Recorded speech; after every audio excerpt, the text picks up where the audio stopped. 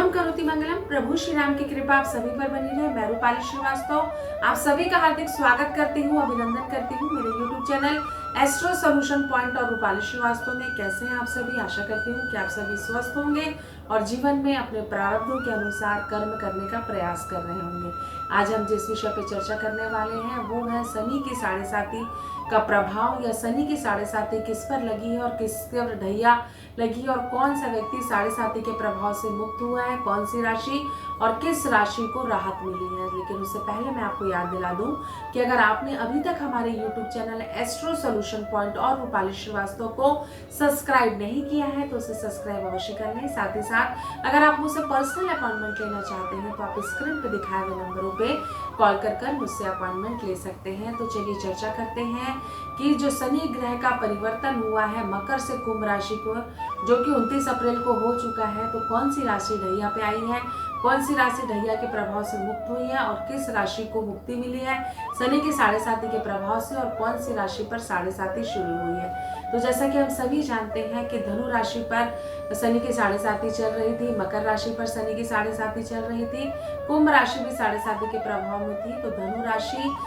मकर राशि से कुंभ राशि में प्रवेश से धनु राशि 12 जुलाई तक के साढ़े साती के प्रभाव से मुक्त हो गई है। साथ ही साथ मिथुन और तुला राशि ढैया के प्रभाव से मुक्त हो गए और वृश्चिक और मीन राशि ढैया के प्रभाव में पुनः आ गई है। तो चलिए चर्चा करते हैं कि सिंह राशि वालों के जीवन में इस प्रकार के परिवर्तन से क्या प्रभाव पड़ने वाला है। तो सिंह राशि वालों के लिए शनि का ये परिवर्तन का कल्याणकारी उन्नति कारक नहीं है। कहीं ना कहीं पति पत्नी के बीच में काफी मतभेद हो सकते हैं। आपको अपनी वाणी पे संयम रखना है। शत्रु आप पर प्रभावी होने का प्रयास कर सकते हैं, आपके कार्य बिगड़ सकते हैं। लेकिन एक चीज आपके लिए अच्छी है कि आपको प्रमोशन के योग बनेंगे, धार्मिक यात्राओं के योग बनेंगे और आप अपने जीवन में निरंतर आगे बढ़ने का प्रयास करेंगे। व्यवसाय की दृष्टि से मैं भी देखूं तो ये समय आपके लिए उत्तम है, लेकिन वाणी पर संयम रखें, किसी का भरोसा ना करें और सोच समझकर ही जीवन में आगे बढ़े। साथ ही साथ वाहन धीरे चलाएं। पेट से संबंधित, आंखों से संबंधित और घुटनों में दर्द से संबंधित समस्या से आप ग्रसित हो सकते हैं। तो चलिए चर्चा करते हैं कि कन्या राशि किस प्रकार प्रभावित होने वाली है शनि के मकर से कुंभ में प्रवेश है, जो कि 29 अप्रैल को हो चुका है। कन्या राशि वालों के लिए शनि ग्रह का यह परिवर्तन काफी नुकसानकारी हो सकता है। आपके सारे जगह कार्य बिगड़ने लगेंगे, आपका लोगों के साथ विवाद होगा, धन आपका रुक रुक कर आएगा और आपके जीवन में कहीं ना कहीं आपको समस्याएं उत्पन्न होने लग जाएंगी, जिसके कारण आप काफी परेशान हो सकते हैं।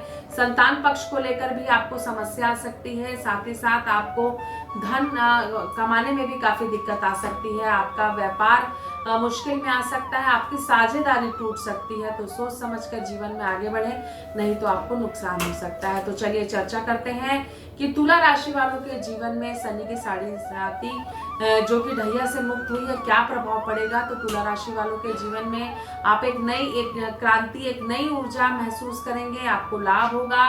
जीवन में आपके रुके हुए कार्य पूर्ण होंगे। आपका चौथे और पांचवें भाव में शनिदेव की जो दृष्टि पड़ रही है, ये आपको भवन से लाभ दिलाएगी। रुका हुआ धन आपका प्राप्त होगा। आप किसी नए कार्य की शुरुआत करेंगे और जिस कार्य को करने का प्रयास करेंगे वो कार्य में आपको सफलता प्राप्त होगी और आप अपने जीवन में सुख, समृद्धि और सौभाग्य को प्राप्त करेंगे। तो अब आप आगे चर्चा करते हैं कि वृश्चिक राशि पर इसका क्या प्रभाव पड़ने वाला है। तो वृश्चिक राशि पर शनि की साढ़े साती की ढैया शुरू होगी, जिससे आपका वैवाहिक जीवन खतरे में आ सकता है, क्योंकि शनि का गोचर तीसरे, 7वें और 10वें भाव में दृष्टि डाल रहा है, जिसके कारण आपका वैवाहिक जीवन प्रभावित होगा। आपका एक्स्ट्रा मैरिटल अफेयर हो सकता है, पत्नी के साथ विवाद हो सकता है, कहीं किसी परिवार में किसी के वैवाहिक जीवन में अलगाव तक की, तलाक तक की स्थिति उत्पन्न हो सकती है।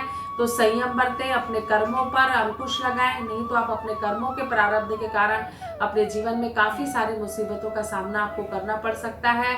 आपकी सामाजिक हानि हो सकती है और संतान को लेकर भी आपके जीवन में चिंता बढ़ सकती है और संतान का साथ आपके से छूट सकता है। तो आपने जाना कि किस प्रकार शनि ग्रह के मकर से कुंभ राशि में प्रवेश से साढ़े साती प्रारंभ होने और साढ़े साती खत्म होने से किस प्रकार सिंह, कन्या, तुला और वृश्चिक राशि प्रभावित होने वाली है।